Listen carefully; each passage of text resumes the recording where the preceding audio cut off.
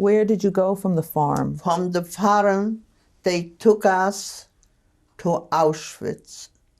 I went to Wrocław, and we were sitting 3 days outside without any clothes or any food. The only thing we could go to the toilet and drink their water. And there was a lot of girls, a couple thousand in this spot, in that park. They brought them from all over around the vicinity. So sure enough, all of a sudden came trains, and they load us in cattle wagons in standing room only, without food and without facility to go. But in one corner of every cattle train, they put in a bucket.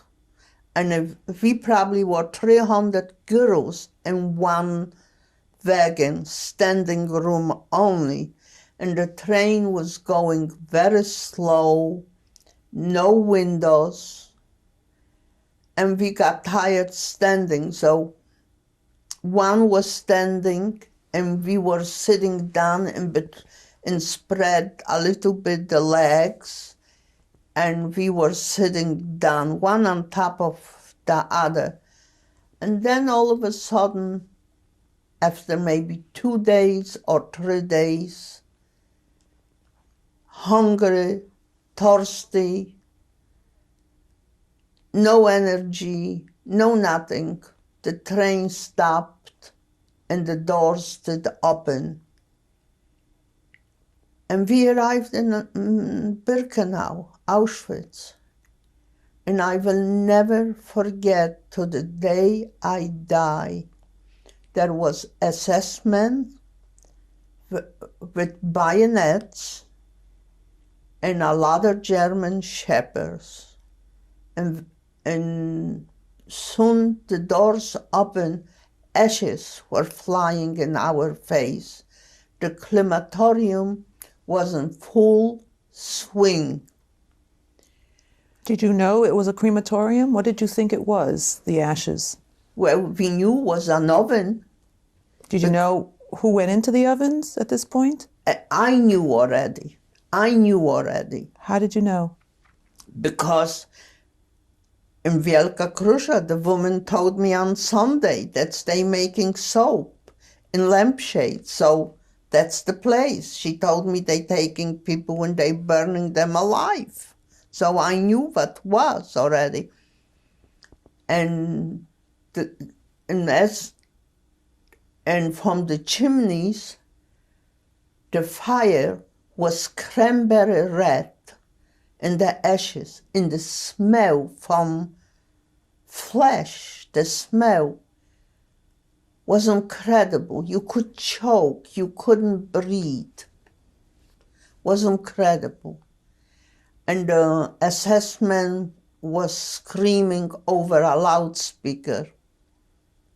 You arrived here to a working camp, and you have to obey the rules. Arbeit macht das Leben süß. Which means? Means if you work makes your life sweet. So means you have to work. So sure enough, they said something else. Who is tired can go on the trucks, and who wants to walk will arrive later. But if you're tired, you don't have to. You will arrive in the same spot. And I was with the 25 girls, and I said, don't go on the trucks. Who goes on the trucks will wind up there. I pointed to them. They said, we know you knew that Sunday you came home this last week. You didn't tell us. You did cry, but you didn't want to tell us. Now we arrived here. That's the place. And did the girls listen to you? Did they go on the No. truck? No, they all went on the truck. I walked. And I walked, and all night long we were standing. We had to take off the clothes, naked.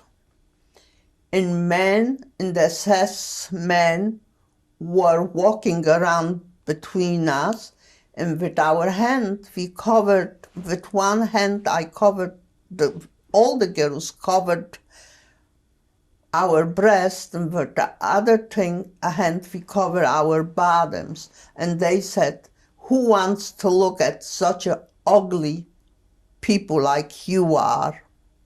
You're only good for one thing. Which was? The crematorium.